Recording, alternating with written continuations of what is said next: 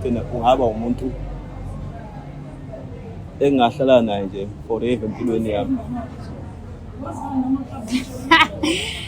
Forever ebomini bakho. Yeah, impela. Angike ndiyibeke ngesixhosa le nto uba kahle kahle uyandikhasa ngoku. Yeah. Yho? Engathi uzodinga amanzi ke ngoku le. Hayi, nami ake ngiwaphuze impela. Uthando lokukhomba noma yikiphi. Uthando lungakukhomba ebhathawe nxa ekhona umuntu omthandayo ukuthi wenza ntoni ngeke ukunake lokho nxa uthi uyamthanda. TV channel and akukho umunye uthando lwakho kimi lwanele. I can't wait ufike kithi emagcekeni uShanel noma ubuye eSpani ngikuphekela ufike ukhathele. Hey, I have a crush on you. I have a crush on you. Funa siphila impilo soba two. And please cela uvume tu. Cause mina I have a crush on you. Tuesday is call for brand new episodes of I Have a Crush on You, which is exactly what you are watching right now. Proudly brought to you by Select Africa TV in partnership with The Next Chapter Restaurant. We are out at 167 Florida Road, Dubane, the warmest place to be.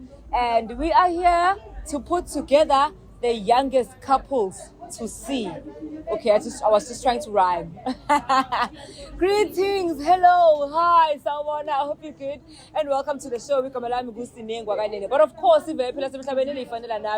gets to call me under my 2K and nami 2K. And namhlanje ngithunywe or ngibhalelwe uPutmenzi uthi xa ngizomhlanganisa noAthandiwe ubuntokazi ayibona yamchaza so manje ufuna ukuyokha imbali ayifake kwibhasi lakhe izinto ezikanjalo angazi ukuthi izohamba kanjani i-date yabo namhlanje but into engichazayo ukuthi khona wena nami ngikhona so together we can be one. Sicela sobabili sibone ukuthi how will this unfold. Stick around to find out more. Please also follow us on social media platforms and subscribe to this YouTube channel. It is Select Africa TV yonke indawo. And if you'd also like to be partnered with somebody kwezothando ungasabi ukusibhalela on the email address down below. Click that notification bell so that Jalo must poster kuzobe vibe link up online. But okwamanje angifuna ukumoshela isikhathi ngichaze kakhulu. Ngifuna ukuthi ngoba sesidila ngaphakathi vele locations la sesiphakathi emalayithini ngifuna sebabona mlandela. Ngibingelele. Igama lami nguMenzi wamsimango le Mandlanzini eSouth Bay. La nje ngoba kunentokazi engayibonayo engiyazela othungathi la ebengisebenza khona ngiliigadi khona. Ngiqale nje ukuyazi ifunda khona kusukela yenza ugrade 10. Ngiyazi lapho ngaze ngagcina impela yazi yangenayo inhlizweni kodwa beyaze ngitshele ukuthi sekukhona okusenhlizweni. Ingazi nje ngomuntu nje besisebenza nayo futhi ebengisiza nje. Seziningi igaba nje engisize kuzona. Ngayisiza nje kakhulu ilanga. Gcine sengilambayo sengihlangabeza ngisho ihlangabeza ngesimo ke ayibhekene naso kunabafana abahluphayo lapho. Abanokubamba inkunzi. Bake bazama ukuyibamba ngayisiza akasengibona ukuthi ngeke ake ngicela sengihlangabeza bese ngithi ngiyagula emsebenzini ngithi ngisalanda i-treatment endlini kanti ngihlangabezele bese ngibuya kanye nawo sonke isikhathi manje namhlanje bengithi ake ngizoyithulela kumthwale engawazi yona ogcine nje usuhleli kimi ngaphakathi ngoba angithandanga ukuyithulela isafunda ngithande nje ngithanda ukuyithulela isiqedile wangabe ngoba inhloso yami ukuthi iphazamise futhi u-understand kahle ngoba omunye umuntu uyayibona ukuthi mhlambe ukhuluma ngoba yabo ngoba nakho mhlawumbe unemali efunda mhlawumbe ayijethi ngoba ubothi uzoyimukela kalula into oyishoyo. Yeah. So umuntu osilisa shisa akakwazi ukusiza.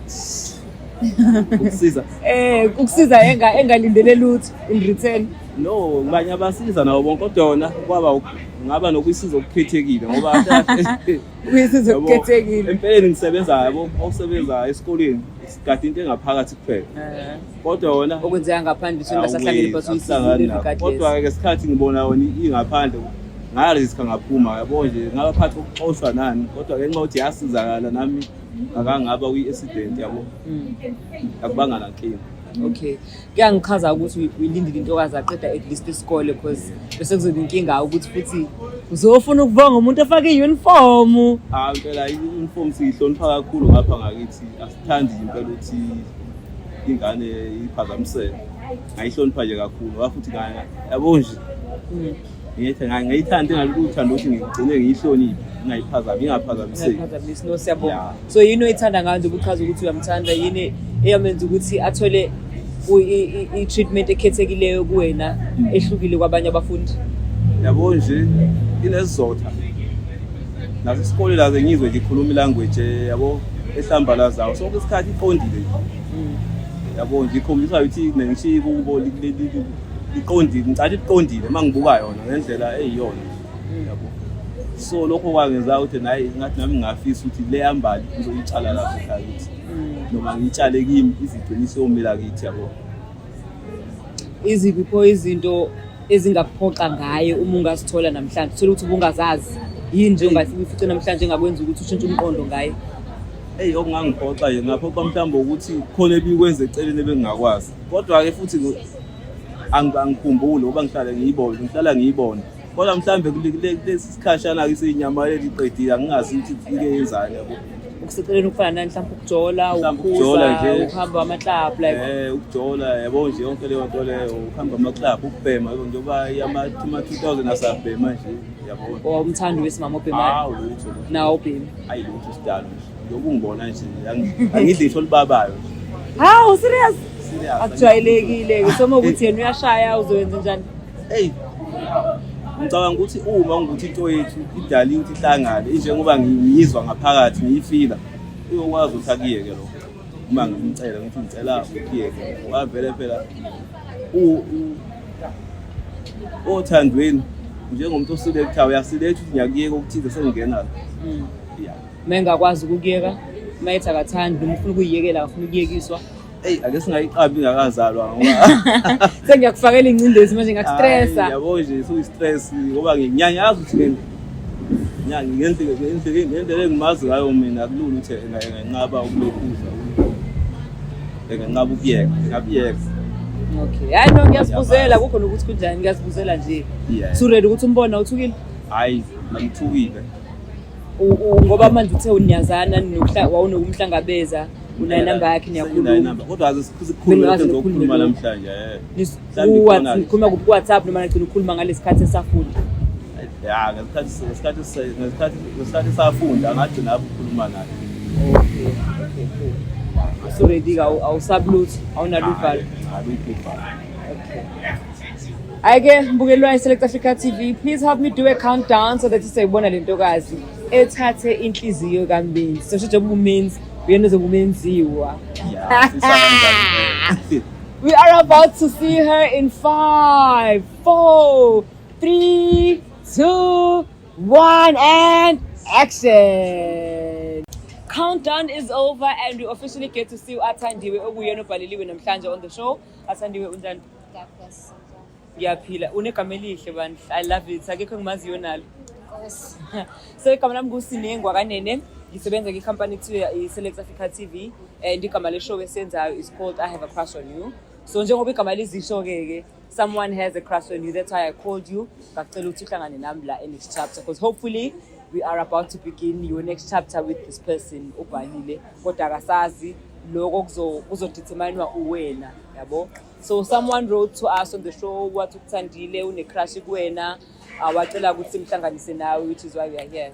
So ngifuna ukuthi ngicela ngikucheck ukuthi right singaqhubeka awamind ama-camera nje ukanjani emoyeni, are you okay? No, I'm right. Anakancane, I'm fine. You are fine. Yeah. Unayi type kwezothanda? No. Yonke ithi pure wash? No, good, clean, respecting man. Abo umuntu nje ombona kuba no, you can make a future with. Okay. So yeah, I go with that guys. Okay, awunandaba ne-physical ukuthi kanjani? No. Okay. But akufanelanga nje ndoyika ukumkhomba lokho xa phakathi kwabantu. Hamba uchaza ukuthi nokazi ngithanda umoya wakho apha engiphethe kahle. Sabathe siyakubuza manje usufunani manje kulento hayi kube niyamazi guys bese sobabili very right awufuni lokho i-right xa ndikwazi nje ukumkhomba hayi gazi nanke bayahlekana yini kini indaba ongafuni ungawo hayi kaloku you know the judgment of the family sisters and cousins basijolisa kabuhlungu labo bantu yeah kuye bayazi even umama akho say mntanam well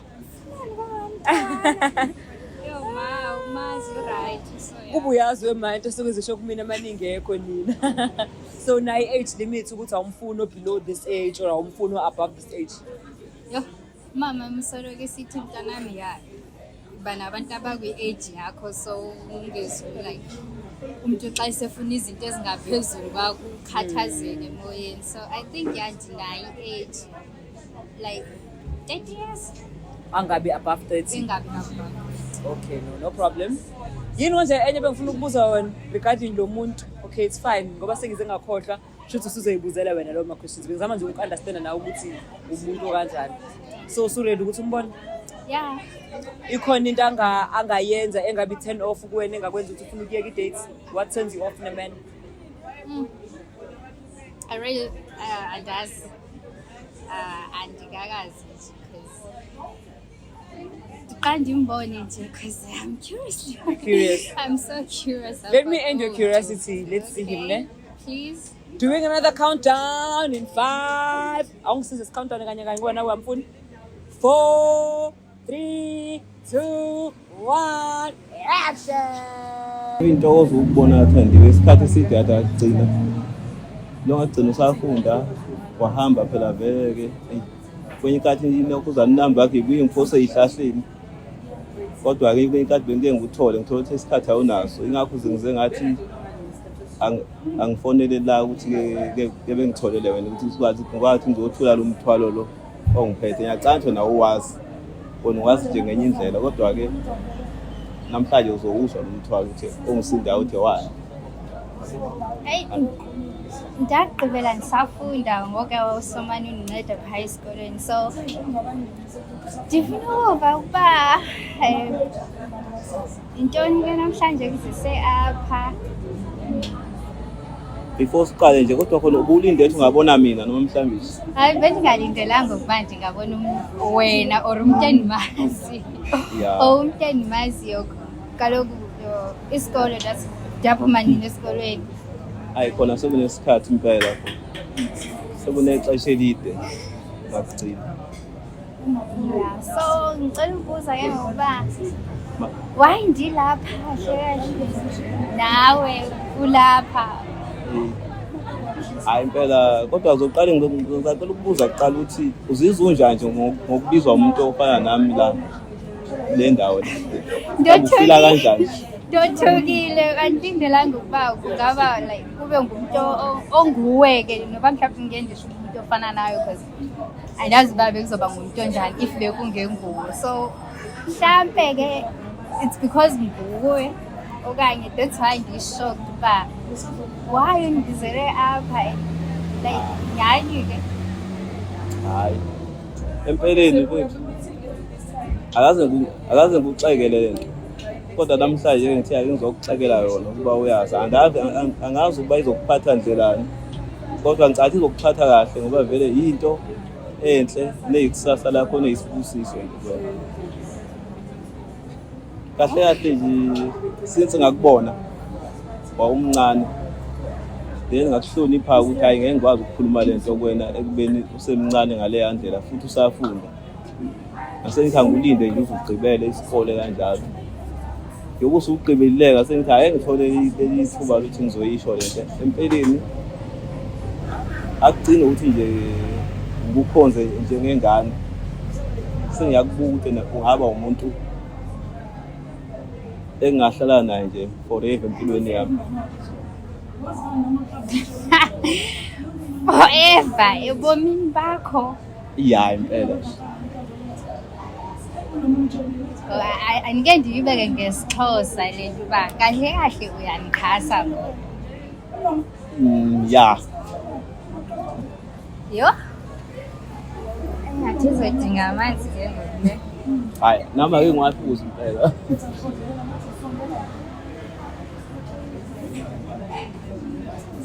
oh ndiyakuva ke ngoku Angeke ngibuze uba lonke lexesha eliya uhleli like unami ngalo lonke ixesha kanti wena uyazazi ukuba awuncedi ngo-pure heart unceda ngoba nakho mhlawumpe ufuna khona into oyifuna okanye into ozofuna ukuyizuza apha kum iyandixaka because le nto ngoku nakhona izoyithetha ngoku akusikhona lokuthi ngoba bengibheka inzuzo futhi kwaqondana nje ke sithi nje umdali noma uThixo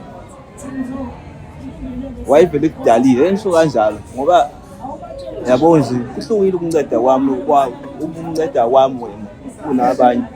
Ewe ndiyayazi lento uba wawundinceda to a point ukuthi wawukwazi ukuphuma esikolweni uyondihlenga if ever kunengxaki endibhekane nayo but ngoku iyandixaka yonke lento ngoba ayikho into ayibonisa uba mhlawumpe kungenzeka uba ungcwasile okanye ke ungandinga uba ndibe nawe ubomi bakho bonke. Iyandixaka ngoba ngoku ndishawuta ndazi ke ngokuba ndithini ndothukile kahle yo hayi kanti ungathuki impela nje kunjalo nje umthwalo lo ngithwele mfethu ngiyakuthanda ngenhliziyo yami yonke yo since ngakubona kodwa ngasindwa ukuba umncane kodwa ke ebuncaneni vele ke kahle umuntu omdala okwazi ukuphatha into kahle ngoba ngisho isithombo esiniselwazi izingane asikhuli kahle aziyasirobha yabo kodwa masiniselwa umuntu omdala uyasinakelela sikhula kahle ngabe sithombo sibe right sithele ithele ezinhle nawe ngiyakuthembisa ukuthi uzoba nezithele ezinhle empilweni yakho yakusasa nxa uzobe ubambisene nami othandweni.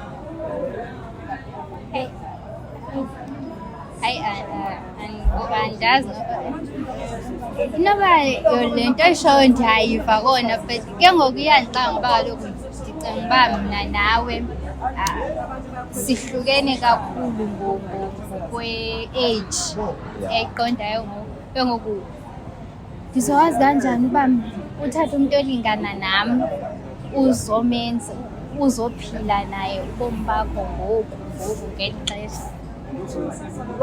Utheni ungafunanga abantu abakwi-age yakho okanye abacishe bakube kwi-age yakho kaloku?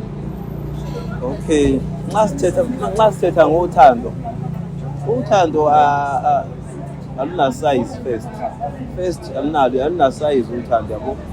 Uthando lukukhomba noma yikiphi uthando lungakukhomba ebhathawethu nxa ekhona into omthandayo ukuthi wenza ntoni ngeke ukunake lokho nxa uthi uyamthanda nangokuthemba ukuthi uzoyiyeka lento mase kufike wena ngoba usuyitshenile uba umaqondana.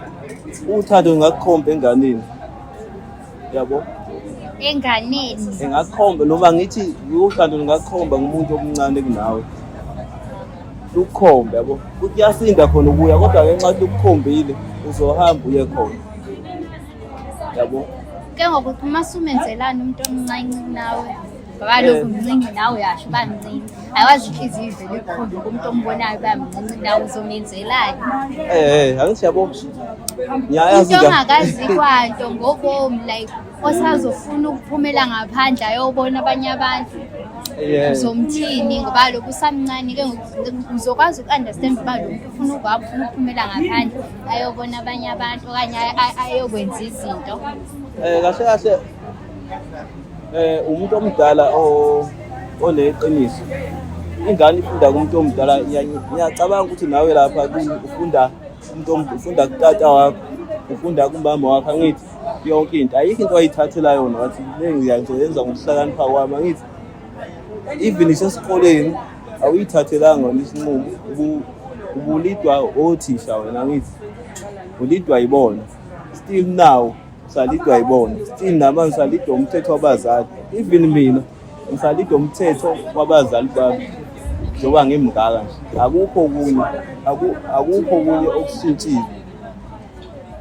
Nami ngiyazi into edingwa ingane ngiyazi into edingwa noma-ke nje ngesiye ukuthi ingane nje ngiyazi into edinga umuntu wesifazane yabo yile engikuphathele yona wena noma ngabe umncane ngoba ungowesifazane sizokwanela into ezokunikeza yona ngaphandle uma ukuthi uyingane engalawulekanga ehalazelayo izophuma kithi sawubona abantu ngaphandle but abantu bayefana futhi bayefana abantu ukuthi abalingani kodwa futhi mina ngithi ufuna ukubhilive entweni oyitshelwa umuntu omdala ukuze kuthiwa khona uNkulunkulu umdala wey'nsuku angithi ukuze abafundisi balandela yena mdala bathi sizolandela abanye abafundisi ngoba ngeke simlandele umuntu omdala okuthiwa wayekhona kudala ngesikhathi abangasazi balandela yena ngoba uyena onjani owaziyo omdala nawe-ke uze indlela yakho ibe right ikhanye ilandele umuntu omdala ngoba ontanga yini njengamanje abanye sebadliwunga abanye benza yonke into abanye bangama-player nje abanye uzombona uyitshethu right athi uyiplayer abasenalo nje abasenayo ifuthi itholakala kumina angeke ngisho ukuthi kuthina abangikhuluma ngaba mhlawumbe bakhona abanye abangangami abanganayo ifuthi yabo but mina nginayo ifuthi kodwa ingeyakho cabanga isikhathi esingaka ngulindile for iminyaka ewu-6 waze waligqibela esikoleni ukubheka ngikupha ngisho ama-20 rand yabo nje leyo muntu andingacinganga ukuba kungenzeka ukuba mhlawumbe ufuna ukuba nami okanye mhlawumbe inikeza omnye umqondo ukuba yonke le nto ondenzela yona okanye ezinto awumane ondipha zona ngenzeka ukuba vele wawunenhloso ufuna mna sibe nawo okanye nje le nto yakho iqaleni yini ivedane yaqala nje seniphumile esikoleni okanye kade yaqala kodwa-ke ngenxa yokuthi ngumuntu omdala ngiyayirespecta i-uniform ngiyayirespecta ingane akufanele ingane mhlawumbe nawo wawungeza ukukhululeka ngale ndlela kade ukhululeke ngayo kube ngangizodinga uhlangabezile wazi ukuthi lo mdlalo uyangithanda lo muntu uyangisela mhlawumbe wokuthi ungibalekela kwamina yabo manje ingakho-ke ngathi angulinde uze ube right njengamanje umdala ngokwanele ngalesa sikhathi owangitshela ngaso iminyaka yakho njengamanje ngicabanga ukuthi sengi-20 njengamanje uma ukuthi wawuthethe inyano ngalowa nyaka ungitshela iminyaka yakho yayingakanani nabe ngiyibala wabe ngihleli njengamanje isiyingaka useyigqilile useneminyaka emingaka yabo yako andinanto endingayithetha okwangoku ayikho nyani into endingayithetha unless uba qha nje ndiyakuva mana-ke ikhona lento engayingxaki lento engiyithethayo kuwena mhlawumbe ekuthanda ekuconfusayo noma engavimba ukuba i-continuate lento engiyishoyo engiyithetha nawe ngoba phela iyadingeka ilokhuzane isiphetho sayo ekugcineni sidingeka sibe khona sona engingakusho kangoku ndingathi inoba soxhumana efowunini ngoba sewushiyile inamba yami nayo ya ndiyacinga uba okunye nokunye sokuthetha efowunini uba iyaqhubeka okanye ayiqhubeki okanye kwenzakala ntoni soxhumana soyithetha sesiyithetha ngoba ngoko mani-ke mhlawumbe efonini nga-expecta yini ukujabula noma ngi-expecta ukukhala andazi kaloku kuyoxhomekeka kumi xa sendir-right sendazi uba nami okay ndiyavumelana nale nto oyithethayo okanye andivumelelani nayo. Okay, kodwa ngicela ukusho ukuba njengoba umuhle unjena umuhle kimi mhlawumbe umuntu uzokubheka athi awumuhlanga kodwa kumina umuhle ayikho into enhle engakhiqiza into embi njengoba umuhle ngidinga ukuthi into ozoyikhuluma efonini kube yilento ezongijabulisa ngophatheka manje ukuthi uletha into ezongikhalisa ngoba sengovele ngufanise nethuna lona elivele ibe lihle kanti ngaphansi kugcwele amathamba yabo abantu abafile nxa into ozongitshela yona ingezukuba mnandi noma ingezukungiphatha kahle kube khona ukuthi ngaphansi lakho alikho right lingaphakathi lami lingekho right ngithi kobe kukhomba khona nxa uzongitshela okungahambisani nawe wena ngeke ukuthi umuhle ungitshele into engeyinhle angithi hayi kwazi kaloku akandiphoqelekanga kaloku sendiphoqelekile nangokuba yena ndivume okanye ndivumelana nale nto oyithethayo no angisho ukuphoqeleka bese ngikubeka nje endleleni ukuthi ugade ukuthi into enhle iproducer into enhle hayi ndiyakuva ya Mara mhlambe-ke ngathatha ixesha elingakanani ngilindile. Andinokwazi andinokwazi andidike uzomane undifonele andiyazi ubuzokwenza kanjani. Kodwa khona ngabe ngijabula manje. Phela ngasuma ngigiye ngijabule ukuthi hayi kunjani. Ayikho kuwe uba ukwenza ntoni nje. Awu ngijabule. Inabu ungajabula kakhulu. Hayi angivele ngijabule hawu bamba isandla ngibona. Hayi angivele ngijabule okusho ukuthi vele akusekho kunye okuyinkinga angithi. Hayi andazi. Okay. Andazi. Kulungile-ke. Ngicela ukubambela uphuza ukubambela. Akho ngxaki. Okay. Ngicela ubanjelwe yimini. Hayi. Okay, siyahlala. Yabonga. Yeah.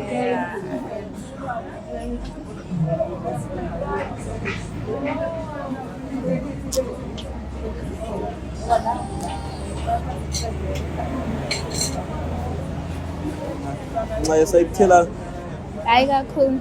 hayi akusiyona vele ilokhuzana isimoko singaphandle.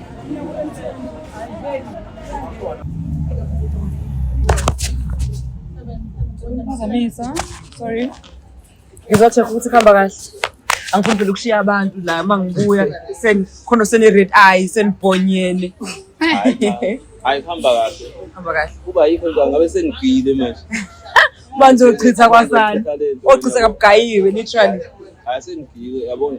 Sithi kukhambele kahle phela mase unugile. Hayi ngokwesinto sengishoda ngoku yabo. Ningakadli nokudla vele by the time ukudla kufika sekuyayehlela.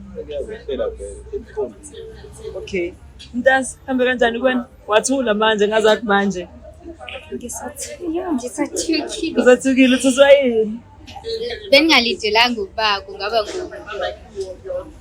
Andanoma ngithi ngitata noma ngibhuti. Kodwa kwangoku kule meko nje sothi ngubhuti. Bengingalindelanga ukuba kuzoba ngoye umuntu emunye engimaziyo. Ubulili stranger. Kube ngumuntu engingamazi bayiko. Wena ngikwazi njani yabo yonke into. Umuntu engimaziyo But akukho ngcono ukuthi umuntu omaziyo so you know what to expect ngoba uyamazi. Unlike a stranger kusama uqale phansi umfunde and expect the unexpected. Kungcono kona ndiyamazi qha umuntu xa usumqhele ngenye indlela sekumele uphinde uqhele ngenye indlela. Uzokwazi ukumbiza ngobaby. Ngisazosokola kancane. Hayi noba ngisazosokola. Manje iyalo zamama zenango ngizonise. Kusenzeka kona kufika kwelo xesha loba okay fine. Ngiyavumelana nalento ayishileyo kwangoba ayikho into endivumelana nayo. Yima uyikho into evumelana nayo kanjani? Like uba okay fine ngiyavumelana uba ndibe ngowakhe okanye yena abe ngowami. Ngisothukile so I need to need to process it properly. Process yonke ukuba hayibo. Kusho kodwa nawe bekukhona okusama feelings nyana okukhona because kube bengekho ubungeke uvele uthi give in kanjalo. No. Kaloku ke kuthiwe into enike ixesha even though ungayazi izophela kanjani. Okay. So umuntu xa ezibika kuwe ngale ndlela azibika ngayo so uthandeni ngale ndlela ayibike ngayo benembeko. Yeah. Respect. Okay. Ezishilo nasekuqaleni ba. Ufuna umuntu ohloniphayo. So you are willing to even overlook effects her age at this point. Maybe. Engayisho Majita. Amantombazane anama standards. You just have to be him. And then they drop. Angeke ngifundise yonke into. Angeke nje ngizekutshela yonke into. Just be him. Yadlala. So uziba kanjani ngoku usukwazile ukuthi usho kade ufuna ukusho and kuhambele kahle. Awuyazi nje ngathi kusuke nje umfalo nje. Ngibongisika. Kade kugcwele mahlobo. Ngigcwele nje. Bengazi ukwenzani. Yazi ngisho ngibona intombi vele ngiyibize ngayo ngithi uyayibaka. Abantu besilisa siyayibaka. Siyayibaka. Ngikhulumeki nayo. Bengithi ngombonela. Ngisicabanga ukuthi ngibiza ngomuntu othi ayihamba bengicabanga ngivele. Bengithi uyena. No, ngiyabonga bafuthi usithembile kakhulu ukuthi sikwenze into kanje and ngiyajabula ukuthi kuhambile kahle kwabiphumelelo dadewethu. Ngiyabonga isikhathi osiphe sona and ngiyambongela abantu ukuthi usunginikile ithuba. Ubuvela ngisho usindile. Yeah. Fila kanjani kuba ku relationship entsha umacekeceke brand new? Noma waka process. Still new. You said. But at least Valentine's of fit right. Yes, I'll find that. Valentine's is coming. Where's your boyfriend? You are sitting alone. Yaba? Into zakho ihamba ngolayini. Okay, quick one before ngindedele senzoda. Kani ngisizeke ngoba sene relationship. Sizosho kanye kanye ukuthi this is our next chapter. Nifaka bangani bami nifaka energy nje. Khombisa ukuthi ngijabulile ukuthi ngizoqala isiqalo esisha. Ni ready? Yes. Okay. 1, 2, 3, go. This is our next chapter. Thank you so much. Enjoy your food. Thank you. Idate namhlanje ihambe kahle kakhulu kimi ngijabule nje kakhulu kube usuku oluhle nje engalifanisa nosuku lokuzalwa nje. Yo, idate yami today was cool. Yeah, I think very right. The only thing I tell, even though I'm going to check about, but menzi okay, go but yeah, very right. Ngithande ukuhlangana nomuntu engimthandayo futhi engihlale ngifisa kakhulu ukuthi ngidlulise kuyena amazwi into esenhlizweni yami yabo. Ntabe highlighting nje bayo. Him.